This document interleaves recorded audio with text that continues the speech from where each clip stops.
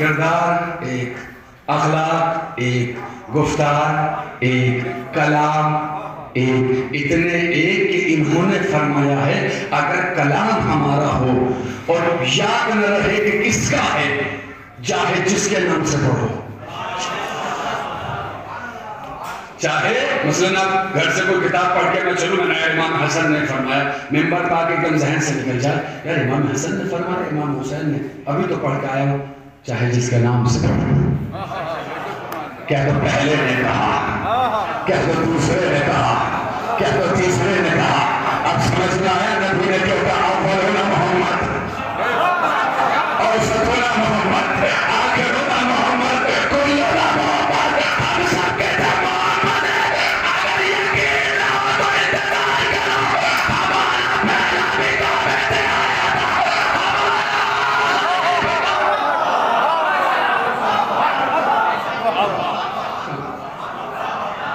پہلا بھی کعبے سے آیا تھا۔ یہ مرکز کون ہے کوثر؟ کیا ہے کوثر؟ مرکز و محور کوثر کا نام ہے فاطمہ، وارث کوثر کا نام ہے علی، تفسیر کوثر کا نام ہے ائمہ۔ کون ہے مرکز و محور کوثر؟ وہ شہزادی جسے فاطمہ کہا۔ کون شہزادی؟ جس کے لیے امام فرماتے ہیں فاطمہ تسعۃ اسماء عند اللہ، فاطمہ کے اللہ کے نزدیک 9 نام ہیں، فاطمہ والصدیقۃ والطاہرۃ والمبارکۃ والمقدسۃ والراضیۃ والمرضیۃ والزکیۃ والزہراء۔ ہے علی سے مشکل ہے ذرا زہرا کو سننا، ذرا سی توجہ چاہتا ہوں۔ 9 نام ہیں، اب ان 9 ناموں کے 1-2 منٹ لوں گا، لیکن نام پہ شاید پھر بات آگے بڑھ جائے۔ دیکھتا ہوں گفتگو کہاں تک جاتی ہے، آپ جہاں تک سنیں گے وہاں تک آپ کی خدمت میں حاضر ہوں۔ فاطمہ ہیں۔ ڈاکٹر علی شریعتی نے کتاب لکھی جس کا نام ہی یہ ہے فاطمہ ہیں۔ انہوں نے سب کچھ لکھا، فاطمہ صدیقہ ہیں، راضیہ ہیں، مرضیہ ہیں، بطول ہیں، عذرا ہیں۔ آخر میں انہوں نے لکھا اور کیا لکھوں ان کے بارے میں، اتنا سنو کہ فاطمہ ہے۔ اب چاہنے والے بیٹھے ہیں پورے مجمع کی توجہ۔ نبی سے کسی نے پوچھا کہ فاطمہ کا نام، ایک لمحہ ٹھہرنا چاہتا ہوں، یاد آ گیا، اور اگر یہ بات ابھی چلی جاتی تو شاید گفتگو کا لطف آدھا ہو جاتا۔ ہم میں اور اہل بیت میں ایک زمین آسمان کا فرق یہ ہے کہ ہمارے نام مشتق بالذات نہیں ہوتے، اہل بیت کے نام مشتق بالذات ہوتے ہیں۔ مسئلہ ہم میں یہ ممکن ہے اور 100% ممکن ہے کہ ہمارا نام کچھ ہو ذات کچھ ہو، نام کچھ ہو ذات کچھ ہو۔ اہل بیت میں یہ ممکن نہیں ہے۔ اہل بیت کے سمجھ لیجیے نام ہے وہ سرخی ذات ہے۔ اگر کسی ذات پر تحقیق کرنی ہے تو پہلے نام پر غور کر لو کہ نام کیا ہے۔ اس کے نام سے ایک آسان زبان میں کہ نام ہی معصوم کا آئینہ ہوتی ہے۔ نام دیکھو اور ذات کو پہچانو کیا ہے۔ ہمارے یہاں ایسا نہیں، ہمارا نام کچھ مثلا ہو سکتا ہے، بہت آسان کر رہا ہوں، ہو سکتا ہے کسی کا نام صادق ہو۔ اب یہ مثال دے رہا ہوں، کبھی کسی کا ہو برا مت مانیے گا، کسی کا نام صادق ہو اور شہر میں سب سے بڑا چھوٹا بڑی ہو، ایسا ممکن ہے یا نہیں ہے؟ ہو سکتا ہے کسی کا نام کمر ہو اور اس سے زیادہ کوئی کالا نہ ہو سکتا ہے کسی کا نام حسین ہو اور دیکھنے کا بھی اسے دل نہ کرے، ہو سکتا ہے کسی کا نام عادی ہو اور کبھی اس نے مکروہات ترک نہ کیے ہوں، مستحبات انجام نہ دیے ہوں۔ تو یہ ممکن ہے یا نہیں؟ نام کچھ نہیں، ہم آپ ہی نہیں کہتے، بزرگ نہیں کہتے، لفظ آپ ہی سے میں نے سنا ہے، ارے یار کم سے کم اپنے نام کی تو لاج رکھ لے، کہتے ہوئے نظر آتے ہیں۔ تو یہ ممکن ہے نا کہ نام کچھ اور ہو سکتا ہے، ذات۔ اہل بیت میں ایسا نہیں ہے۔ اہل بیت میں اگر کسی کا نام علی ہے تو پھر علی ہے،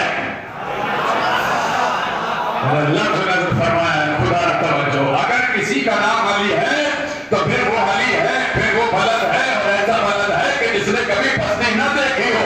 اب جملہ سنیے گا جس کے لیے لفظ نظر کی ہے، فاطمہ کا نام فاطمہ کیوں ہے؟ نو نام ہے نا، پہلا نام فاطمہ، توجہ، فاطمہ کا نام آخری آدمی تک بات پہنچے، اپنی آوازیں مجھ تک پہنچانا۔ فاطمہ کا نام فاطمہ کیوں ہے؟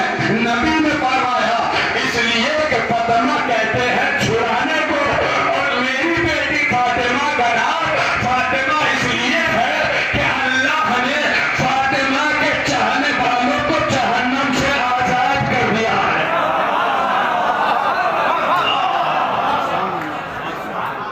فاطمہ کے چاہنے والوں کو جہنم کی آگ سے آزاد کر دیا ہے، چھڑا دیا ہے۔ فاطمہ کا نام فاطمہ کیوں ہے؟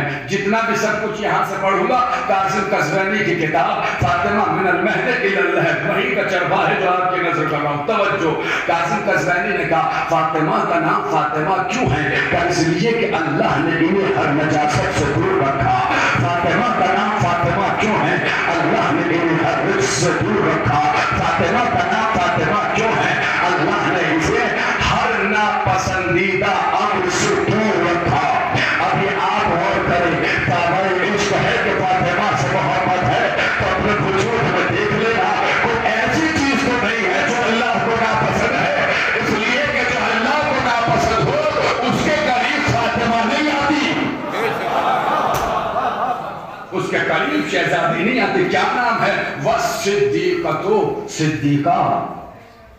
قاسم قزوینی کا صدیقہ کسے کہتے ہیں؟ جس کی سچائی کمال کی حد تک ہو۔ بس شہزادی سنا رہا ہوں، تھوڑی سی توجہ چاہتا ہوں۔ جس کی سچائی کمال کی حد تک ہو، جس کی صداقت اور یہ کمال پر ہو، جس میں کبھی غلطی کا جھوٹ کا شائبہ بھی نہ ہو۔ صداقت کسے کہتے ہیں؟ جس کی رفتار اس کی گفتار کی تائید کرے، جس کا عمل اس کے قول کی تائید کرے۔ صادق کسے صدیق کسے کہتے ہیں؟ کہ جو کہہ دے بس سمجھ لو وہ لباس اوڑھ لے، جو کہہ دے وہ عمل میں ڈھل جائے، جو کہہ دے وہ ہو جائے۔ اگر ابھی بھی نہیں پہنچے تو پہنچاؤ، یہ اتنی بڑی صدیقہ ہے کہ رات میں بچوں نے کہہ دیا تھا ہمارا لباس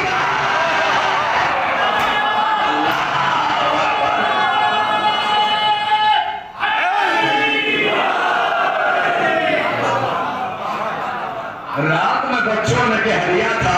سنتے رہتے ہیں دنیا بھر کے خطبہ سے، مجھ سے بھی 2-3 منٹ سن لیجئے تاکہ آپ بالکل میرے قریب ہو جائیں۔ صدیقہ کسے کہتے ہیں؟ جس کی گفتار اور رفتار ایک ہو، جس کا قول اور عمل ایک ہو۔ یقین نہ آئے دیکھو شبیر کہا تھا، بچوں نے پوچھا ماں لباس کہاں ہے؟ تب دیکھو درزی کے یہاں گیا ہے۔ اب وہ جو جنت کے اندر سب سے بڑے عہدے پہ تھا، جو جنت کا داروغہ تھا، جو جنت کا رضوان تھا، وہ دروازے پہ کھڑا ہے۔ کون؟ انا خیاط الحسنین، میں حسنین کا درزی ہوں۔ سلامت رہے آپ، میں توجہ چاہتا ہوں، میں کلیجہ نکال کے ہتھیلی پر رکھ رہا ہوں۔ کون؟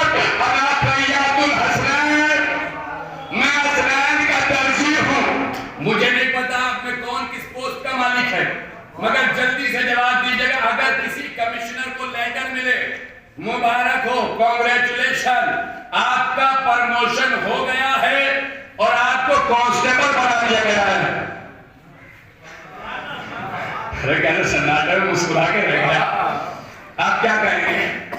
اور ایسا ہو سکتا ہے ٹیچر بیٹھو، کسی پرنسپل کو لیٹر ملے مبارک ہو، آپ کا پرموشن کر کے آپ کو پرائمری کا ٹیچر بنا دیا ہے۔ اگر غیرت مند ہوگا تو ریزائن کرے گا، فوراً ریزگنیشن لیٹر ٹائپ کر کے دے دے گا۔ کیوں؟ کم سے کم یار عزت تو رہ جائے گی کہ کمشنر کی پوسٹ سے ریٹائر ہوا۔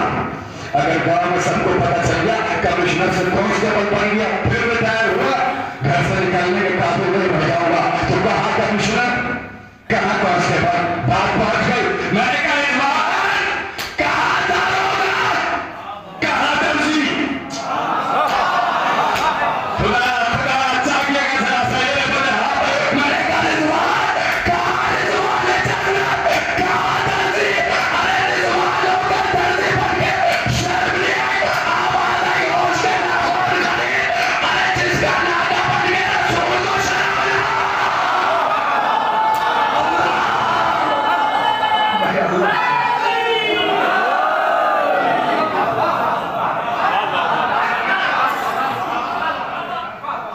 پھر بھی رضوان ہوں، میرا عہدہ ان سے بڑا کوئی ہے؟ صدیقہ کہتے کسے ہیں؟ جس کی صداقت، یہ واقعہ نہیں پڑھنا ہے، دیگر خطب آئیں گے شاید کوئی پڑھے، سنیے گا، میں واپس اپنے لفظ پہ آ رہا ہوں، ورنہ چاہوں کہ 10-20 منٹ یہیں لے سکتا ہوں مگر وقت محدود ہے۔ پھر توجہ، صدیق کسے کہتے ہیں؟ پڑھیے قرآن، بسم اللہ الرحمن الرحیم، وَاذْكُرْ فِي الْكِتَابِ إِبْرَاهِيمَ إِنَّهُ كَانَ صِدِّيقًا نَبِيًّا۔ اے نبی ابراہیم کا ذکر کرو، ابراہیم صدیق نبی ہے۔ اب پکنانے والوں جب مجلس ہو جائے تو آرام سے سوچئے گا ضرور کہ کعبے کو بنانے والا صدیق ہے۔ ارے کعبے کو بنانے والا صدیق ہے اور کعبے میں جو پیدا ہو رہا ہے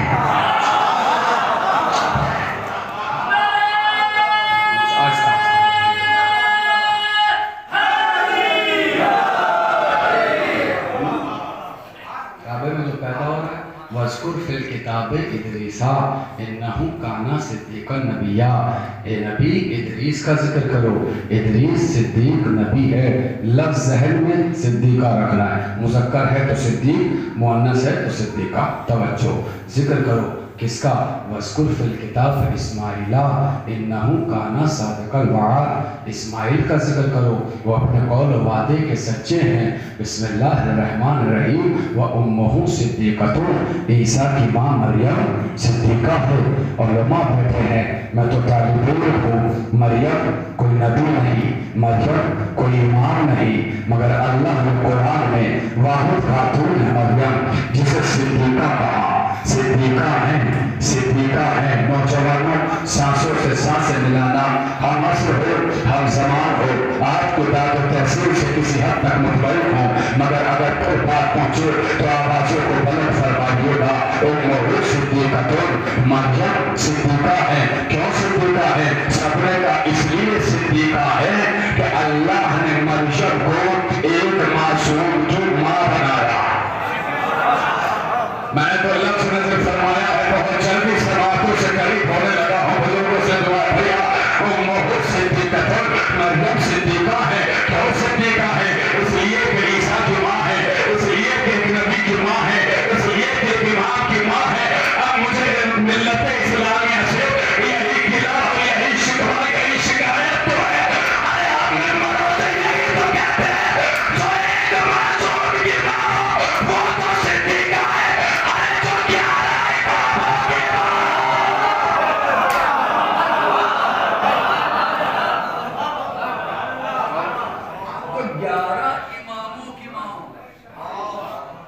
جو تیرا معصوموں کی ماں، تیرا معصوموں کی، تیرا معصوم اس لیے کہا کہ نبی نے کہا فاطمہ تو ام ابیہا، فاطمہ اپنے باپ کی ماں ہے۔ کون ہے؟ یہ ہے صدیق۔ اتنی بڑی صدیقہ ہے، بس خوب دادی پھر پورے بچوں کی توجہ، اتنی بڑی صدیقہ ہے کہ نبی بیٹھے تھے سامنے، علی بیٹھے تھے، بات ہو رہی، اسی لفظ پہ شاید گفتگو مکمل ہو جائے۔ صدیقہ سامنے علی بیٹھے تھے، پتہ نہیں نبی کو کیا ہوا، نبی نے علی سے گفتگو شروع کی اور کہا یا علی اوتیتا ثلاثا یواتہن احد ولا انا۔ اے علی، 3 فضیلتیں آپ کو ایسی ملی کسی کو بھی نہیں ملی، حتیٰ کہ مجھ کو بھی نہیں ملی۔ کچھ لوگ تو ایسے دیکھ رہے ہیں جیسے انہیں ملی ہو۔ چلو فضیلتیں سناؤں گا، فرش مجلس پر بیٹھے ہو، اگر وہ فضیلت ملی ہو خاموشی آپ کا حق ہے، اور اگر بات سچی ہو، کیونکہ ہے سچ، کیونکہ بات ہی نبی کی ہے، تو پھر اتنا بولیے گا کہ دل مطمئن ہو جائے۔ آپ کی امانت آپ کے حوالے، آپ کے پاس جو میری امانت ہے وہ میرے حوالے کیجیے گا۔ یا نبی کون سی؟ فرمایا توجہ، پہلی فضیلت فرمایا اوتیتا سحرا مثلی ولم اوتی انا مثلی، جیسا سسر تمہیں ملا۔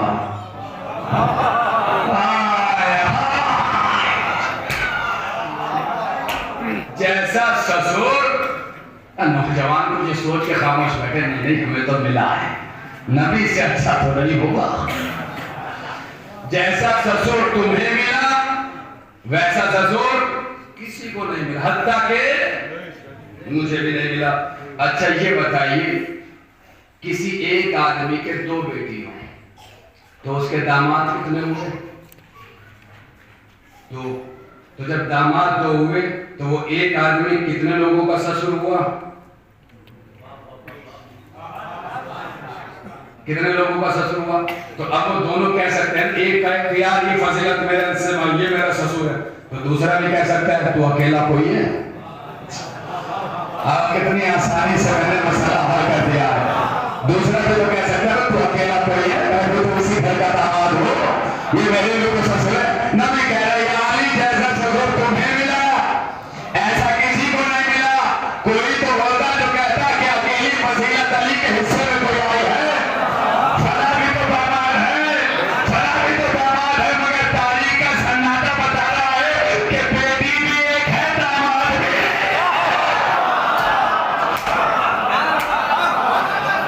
بیٹی بھی ایک ہے، داماد بھی ایک ہے۔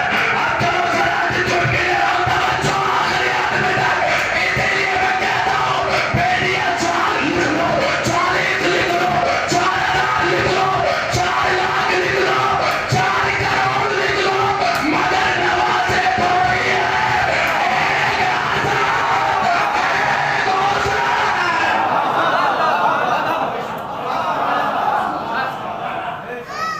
ہے کوئی بیٹیاں چاہے یہ نہیں کہا کہ فضیلت آپ کے حصے میں مہر لگا رہے، میری بیٹی ہی ایک ہے۔ اور یہ نہیں پھر آگے جملہ کہا اوتیتا زوجتن صدیقتن ولم اوتی مثلها زوجتن، جیسی صدیقہ زوجہ تمہیں ملی،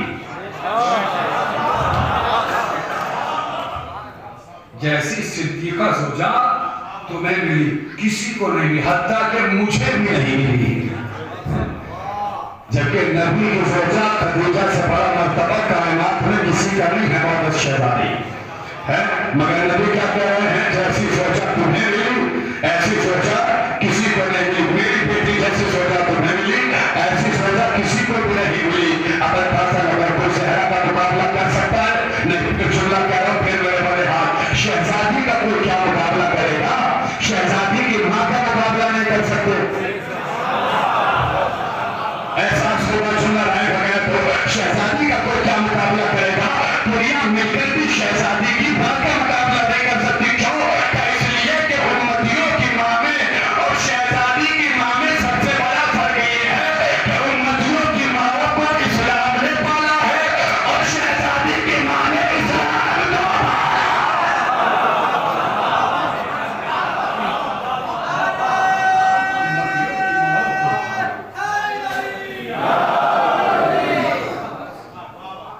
امتیوں کی ماؤں کو اسلام نے پالا ہے۔ شہری بندھے ہوئے تھے سب کے، تاریخ ہے الگ، لیکن واحد خاتون ہے جناب خدیجہ کہ جس نے اسلام کو پالا ہے۔ وَلَمْ أُوتِيَ الْحَسَنُ وَالْحُسَيْنُ مِنْ صُلْبِكَ وَلَمْ أُوتِي مِنْ صُلْبِكَ، اے علی جیسے حسن و حسین بیٹے تمہیں ملے ایسے کسی کو نہیں ملے، حتیٰ کہ مجھے بھی نہیں ملے۔ شاید یہ حسرت اللہ کو پسند آ گئی ہو اور اللہ نے کہا ہو اے میرے حبیب تو نے علی کے بیٹے کا یہ کہہ کے قصیدہ پڑھا ہے کہ ایسے بیٹے کسی کے بیٹے نہیں۔ اب اگر قیامت تک علی کے بیٹے محمد کے بیٹے نہ کہلائیں تو مجھے اللہ نہ کہنا۔ بڑے آسان سے گفتگو، قیامت تک نہیں، میں تو کہہ رہا ہوں علی نے خود مہر لگائی ہے اس بات پر، حدیث نبی کے موجود ہے، مگر بس مہر جو علی نے مہر لگائی ہے۔ میدان صفین میں جب علی نے کہا تھا آج میرا بیٹا لڑے گا تو حسن حسین آگے بڑھے تھے، بابا بس تو ہمیں لڑنے کا موقع ملا۔ علی نے کہا میں نے کہا ہے میرا بیٹا لڑے گا، حسن حسین نے کہا بابا پھر ہم کون ہیں؟ کہا مباہلے کے دن سے تم دو محمد کے بیٹے ہو۔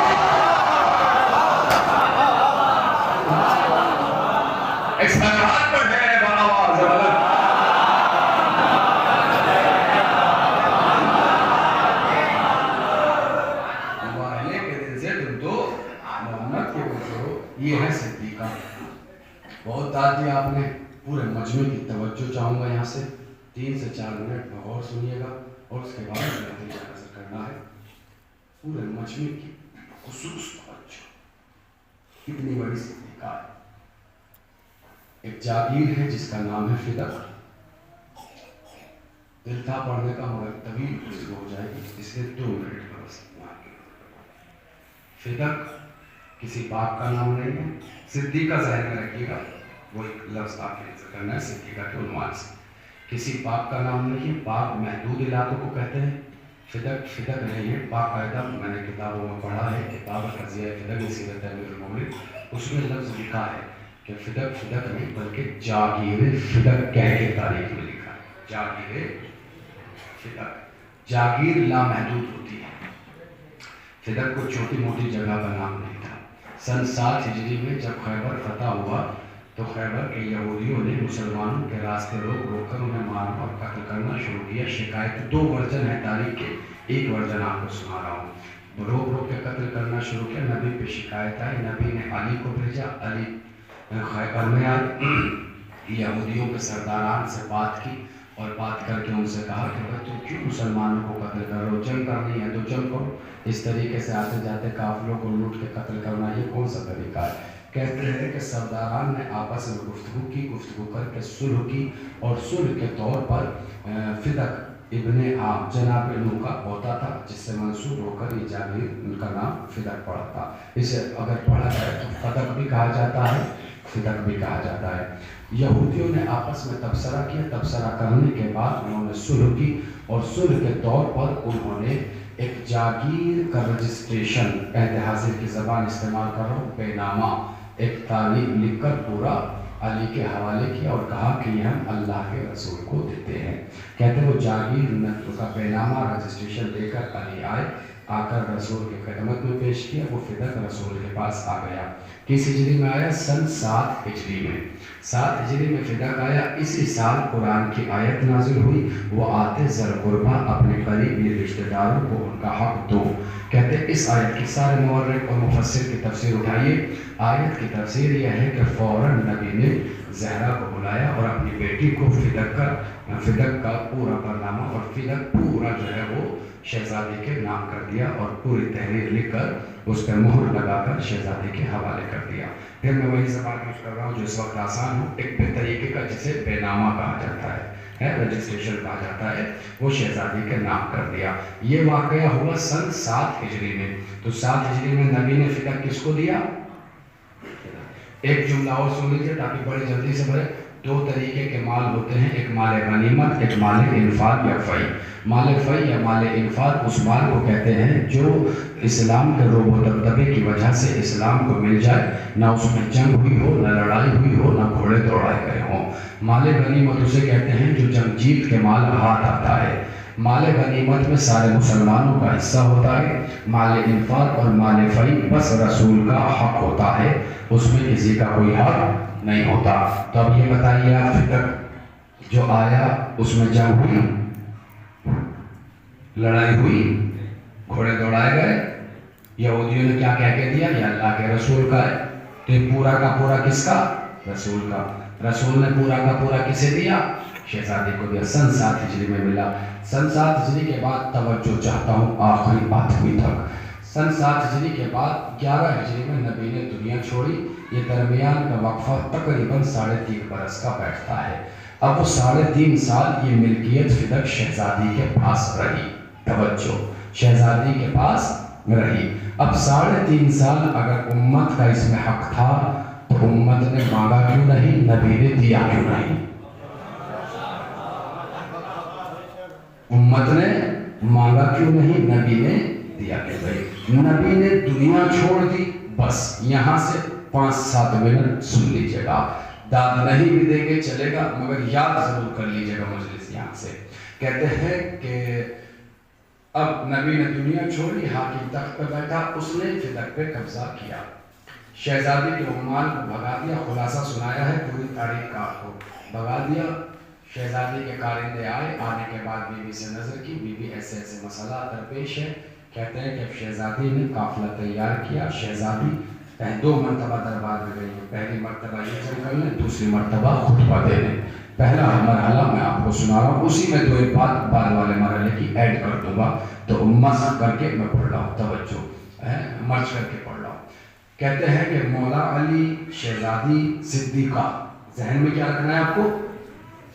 صدیقہ شہزادی مولا علی ام ایمن اسما بنت امیس اور حسنین، یہ سب کے سب دربار میں آئے.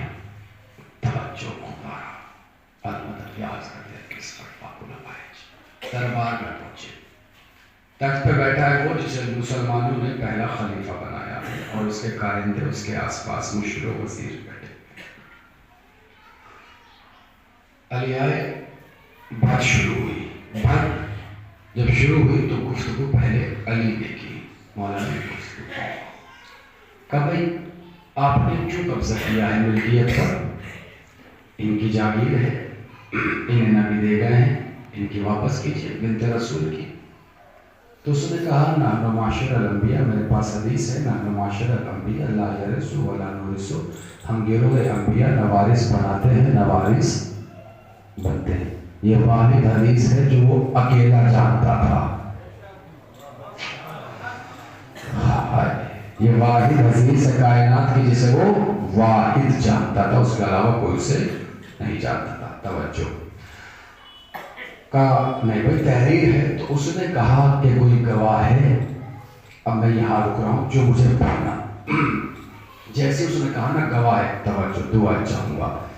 مولا نے فرمایا تحکم بیننا بخلاف حکم اللہ فی المسلمین، کیا تو مسلمانوں کے حق میں اللہ کے حکم کے خلاف فیصلہ کرے گا؟ دعا چاہوں گا بھائی، طبیعت شاد ہو جائیں گے انشاءاللہ. اللہ کے حکم کے خلاف فیصلہ کرے گا. کہا کیوں؟ اب مولا نے وہاں ایک حدیث پڑھی. اگر حدیث پڑھ دوں میں خود نہیں پڑھ پاؤں گا اور ہوا ہو جائے گی، اس لیے اپنی زبان میں وہ حدیث آپ کی نظر کر رہا ہوں. مولا نے ایک شریعت کا قانون وہاں بتایا، اور شریعت کا قانون اس اسٹال سے میں آپ کی نظر کر رہا ہوں. اس نے کیا کہا کہ کوئی گواہ لاؤ. 3.5 سال تک فلر کس کی ملکیت میں رہا؟ بولنا پڑے گا نوجوانوں، کس کی ملکیت میں رہا؟ سلامت شہزادی کی ملکیت میں. ٹھیک ہے. اب شریعت کا قانون یہ جملہ کہہ کر کہ وہ مسلمانوں کے خلاف حکم دے گا. علی نے کہا جو حدیث پڑھی مثلاً یہ اسٹون اس وقت کس کے قبضے میں ہے؟ کس کی ملکیت ہے؟ مجلس کے لیے آیا ابن عباس بھائی کمبر بھائی تھے، انہوں نے میرے گلے میں پڑا ہوا دیکھا. آپ جب سمجھ میں بیٹھے آپ میرے پاس اسے دیکھ رہے ہیں. ٹھیک ہے. کس کا ہے؟ میرا. شریعت کا قانون. توجہ اگر پہنچانے گیا تو خاموش نہیں رہیں گے آپ. اس مجمع میں سے کوئی کھڑا ہو اور کھڑا ہو کے کہے کہ یہ اسٹال میرا ہے اور اس میں قبضہ کرنا چاہے. علی کہہ رہے ہیں دربار میں تو قانون شریعت یہ ہے کہ جس نے دعویٰ کیا ہے کہ یہ میرا ہے وہ گواہ پیش کرے.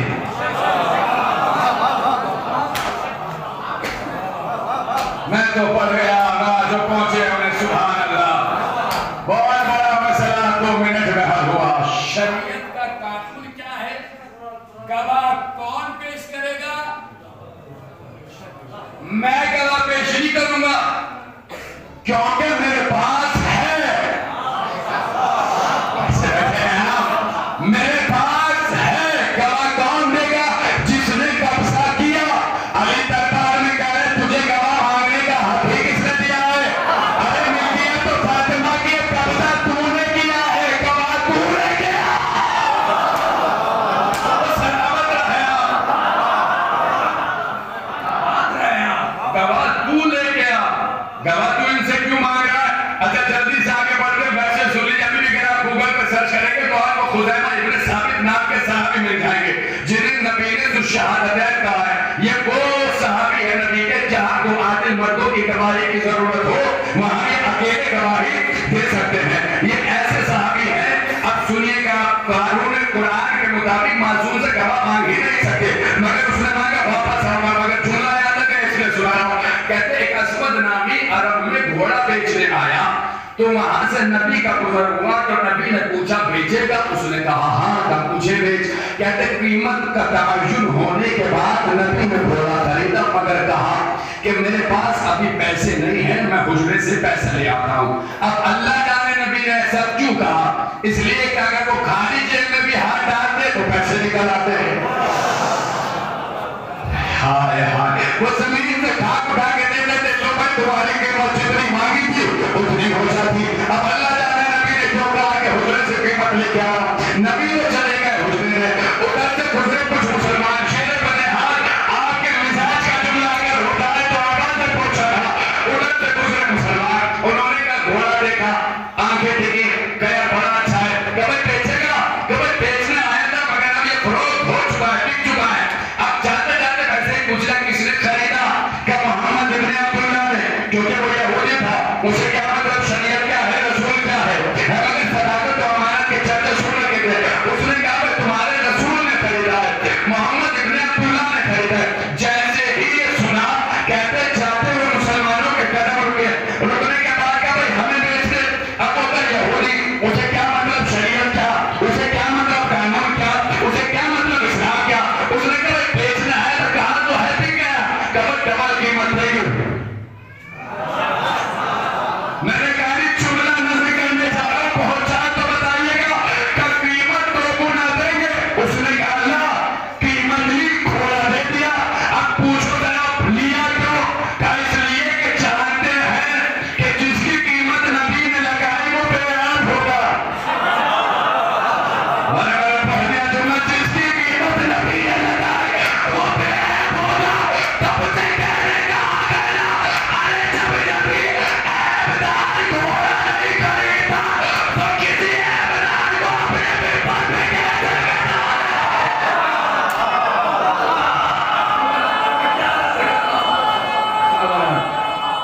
مل گئے۔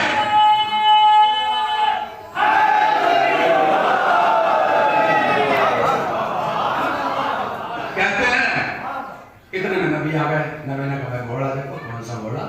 تو خریدا تھا، کہا جو تو بک گیا، وہ تو میری امانت ہے، تیرے پیسے لینے گیا تھا میں۔ اس نے کہا کوئی گواہ ہے؟ اب جتنے وہاں لوگ کھڑے تھے خریدنے والے، انہیں تو پتا تھا، انہوں نے گواہی کیوں نہیں دی کہ ہاں آپ نے خریدا ہے؟ ایک بات اور سمجھ میں آئی، جو چیٹرز ہوتے ہیں وہ صداقتوں کی گواہی نہیں دیتے۔ ہائے ہائے، اب سمجھ میں آئی، شہزادی تنہا دربار میں تھی، سارے خاموش ہوئے تھے کیونکہ دربار چیٹروں سے بھرا ہوا تھا۔ دربار چیٹر سے بھرا ہوا ہے، گواہی کیسے دے دیتے؟ پھر پورے مجمع کی فجر اتنے میں آ گئے خزیمہ ابن ثابت مسجد سے نکل کے، جیسے ہی آئے، آنے کے بعد نبی کو کھڑا کر کیا ہوا یا نبی اللہ کیا مسئلہ ہے؟ کہا میں نے گھوڑا خریدا، یہ کہہ رہا ہے کوئی گواہ لاؤ۔ خزیمہ نے کہا میں گواہ ہوں۔ سلامت رہے آپ، میں گواہ ہوں۔ ابو یہودی تھا، سن رہا تھا، اس نے فوراً ہاتھوں کو جوڑا کہا اے محمد بن عبداللہ، اے اللہ کے رسول، میں نے آپ کی صداقت کے چرچے سنے، آپ کی امانت کے چرچے سنے، آپ کی امانت و کردار کے چرچے سنے، مگر یہ بتائیے جب سودا میرے اور آپ کے درمیان ہوا یہ تھا تو ہے نہیں، جس نے گواہی کیسے دیتی؟ جو تھا نہیں اس نے گواہی کیسے دیتی؟ نبی نے خزیمہ سے کہا خزیمہ بات تو سچی ہے، سودا ہمارے درمیان ہوا، تو تھا نہیں، گواہی کیسے دیتی؟ جب نے کیا نہیں کھلنے والے ہاتھوں کو چھوڑ کے کہا یا نبی اللہ آپ نے کہا ہے اللہ ہے، میں نے دیکھا۔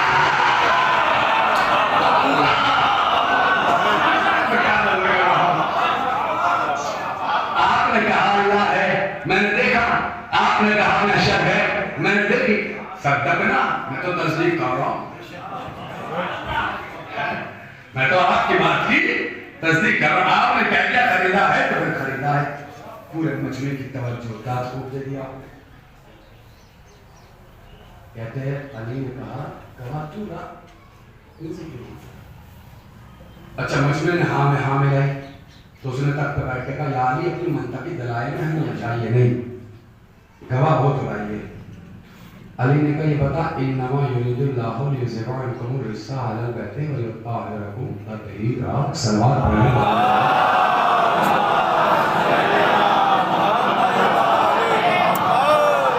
یہ آیت کس کی شان میں نازل ہوئی؟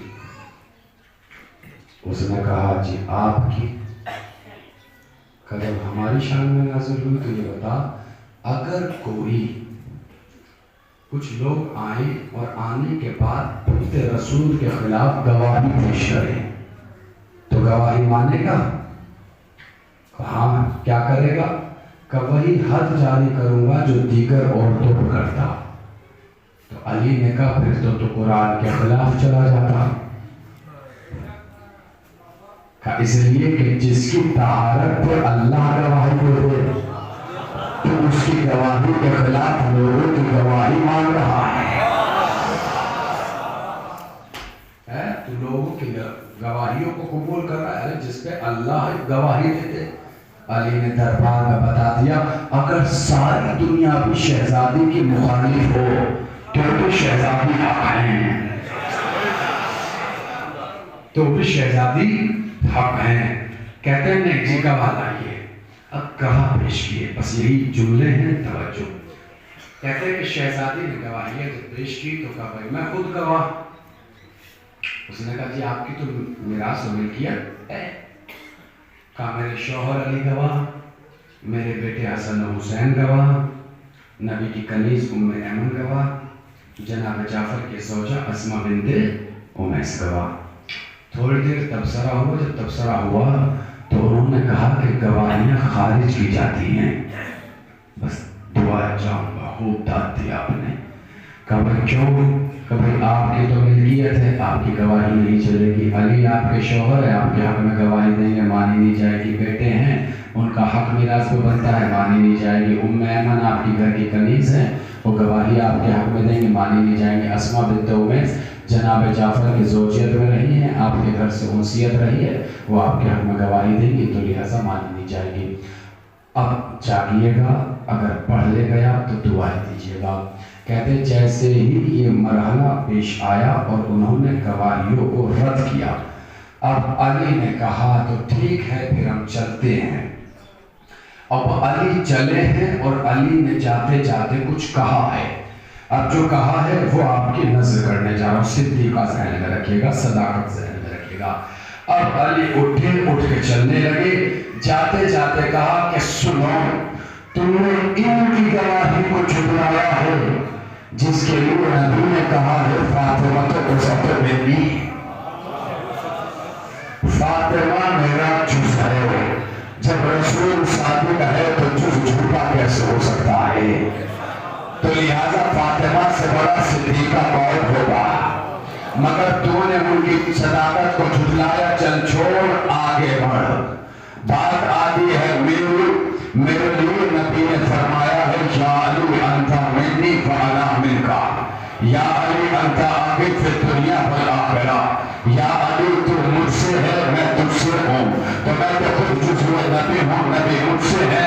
میری صداقت کو بھی تم نے جھٹلایا. چل چھوڑ، آگے بڑھ. رہی بات ان دونوں بچوں کی، ان کے لیے نبی نے فرمایا ہے الحسن والحسین سیدا شباب اہل جنہ. حسن و حسین جنت کے جوانوں کے سردار ہیں. جنت میں کوئی جھوٹا جائے گا نہیں. تو پھر سرداروں سے بڑا سچا کون ہوگا؟ بولتے آئیے گا، سرداروں سے بڑا سچا کون ہوگا؟ مگر تو نے ان کی صداقت کو جھٹلایا. چل چھوڑ، آگے بڑھ. یہ رہی بات ام ایمن کی تو اللہ کے نبی نے ام ایمن کو خیر کہا ہے، اور جسے نبی خیر کہہ دے اس سے بڑا صدیقہ کون ہوگا؟ تو نے ان کی صداقت کو جھٹلایا. چل چھوڑ، آگے بڑھ. بات آتی ہے اسماء بنت امیس کی. نبی نے ان کو اور ان کے بچوں کو دعائیں خیر دی ہے، اور جسے نبی دعائیں دیتے ان سے بڑا صدیقہ کون ہوگا؟ مگر تو نے ان کی گواہیوں کو جھٹلایا. بالکل اسی لہجے پر پڑھوں اور آپ کی سماعتوں کا امتحان ہوگا. کہتے ان کی صداقت کو جھٹلایا تو چل چھوڑ، آگے بڑھ. تو نے بیٹی کی صداقت کو جھٹلایا، تو نے میری صداقت کو جھٹلایا، تو نے کریمین کی صداقت کو جھٹلایا، تو نے اسماء کی صداقت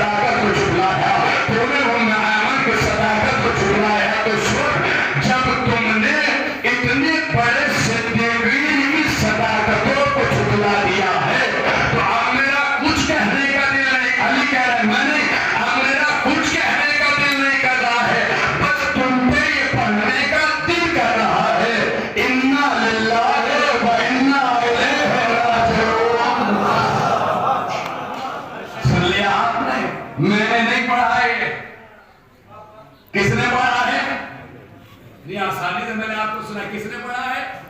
اب آپ مجھے ایمانداری سے بتائیے گا, ایسا ساتھ پڑھ رہا ہوں, بھائی دعائیں چاہوں گا, آپ کے یہاں کسی بچے کی ولادت ہو اور آپ بچے کو لے کے آئے, قبلہ بیٹا ہوا ہے, میں گود کر لوں, انا للہ و انا الیہ راجعون.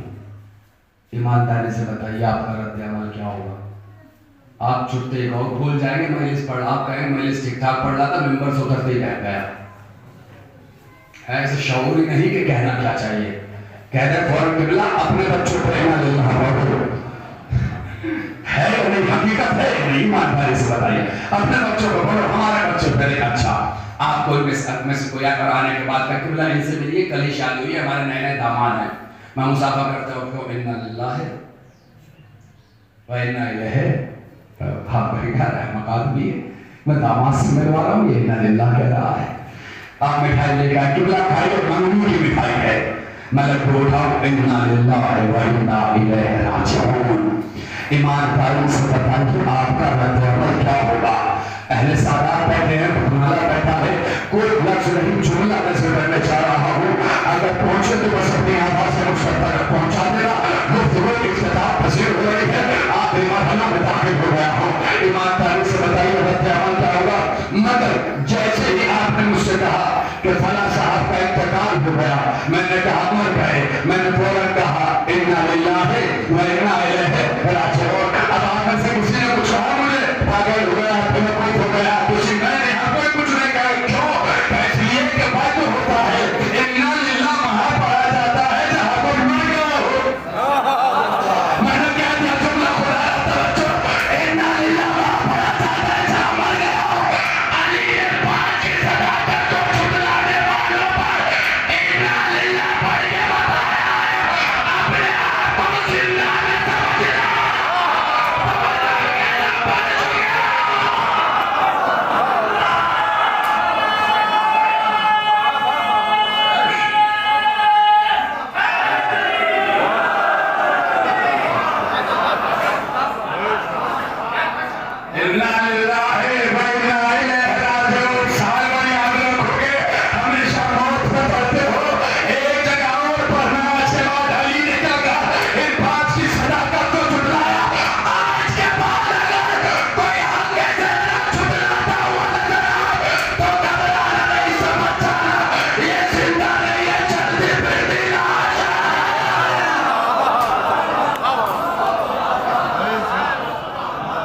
زندہ نہیں ہے, سمجھ لینا یہ چلتا پھرتا مردہ ہے جو زہرا کی صداقت کو جھٹلائے, جسے قرآن صدیقہ کہے, جسے دربار میں جانتے ہیں سب کے صدیقہ ہیں, جانتے ہیں سب صدیقہ ہیں. علی نے ان کی صداقتوں کو جھٹلایا ہے جن پر مہر نبوت و قرآن لگی ہے, یہ صدیقہ ہے. تو پھر تم سب کے سب مر چکے ہوں.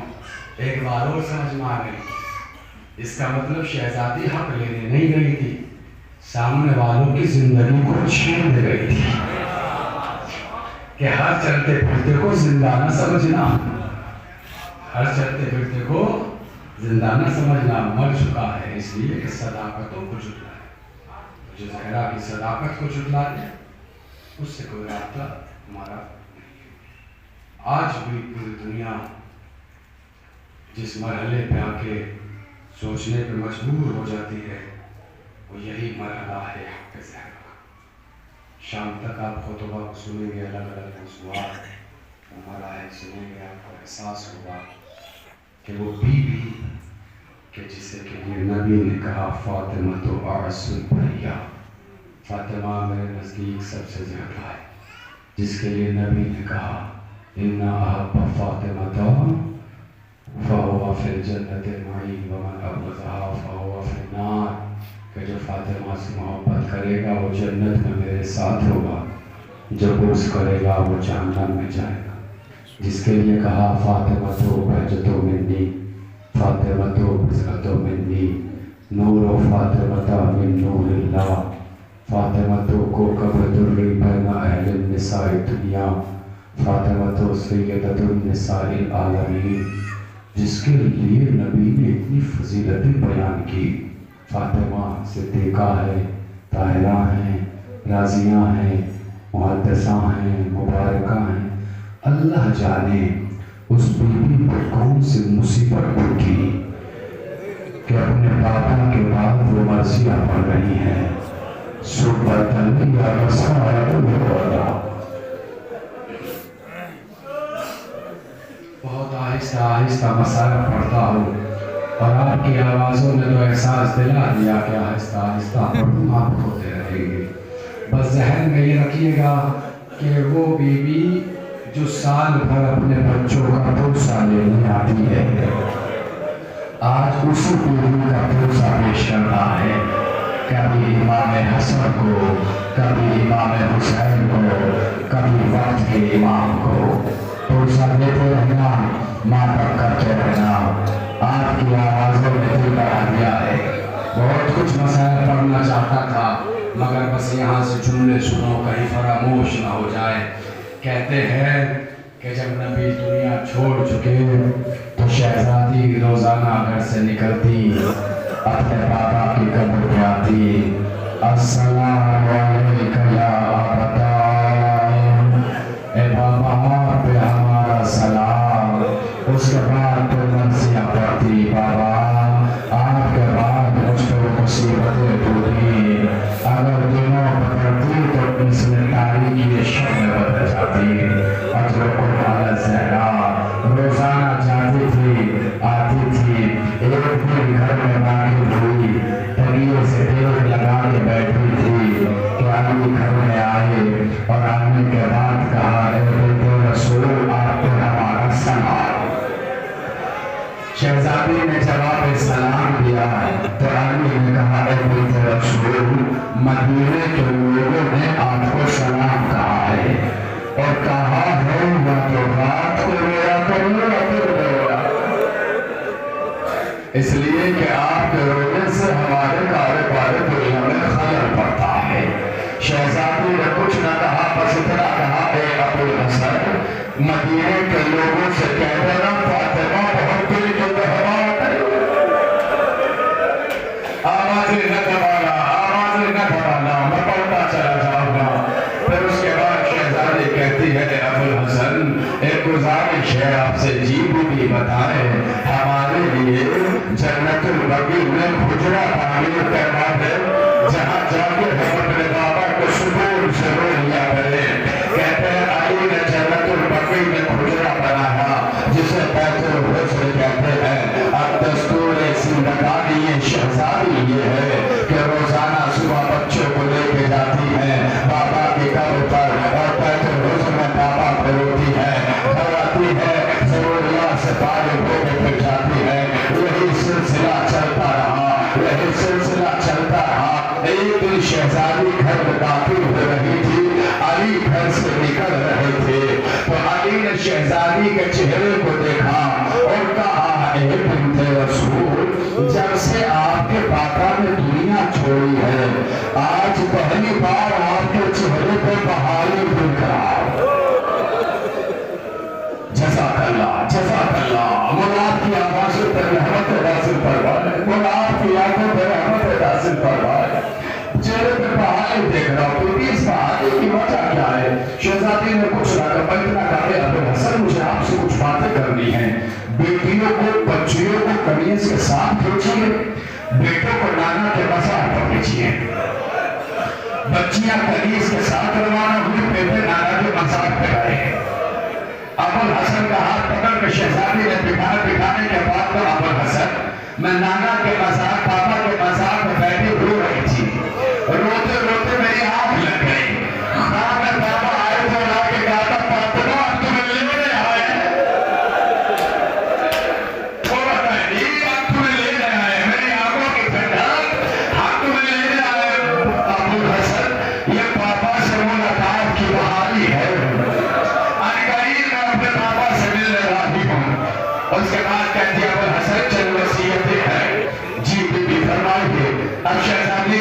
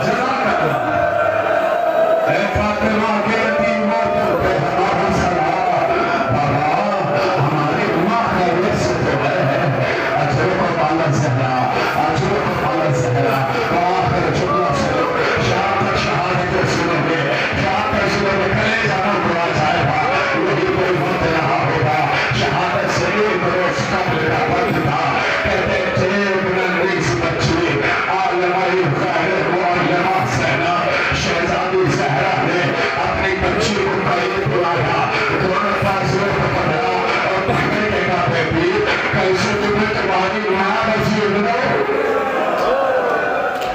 بتایا مکمل ہو رہے ہیں بیٹی اگر کچھ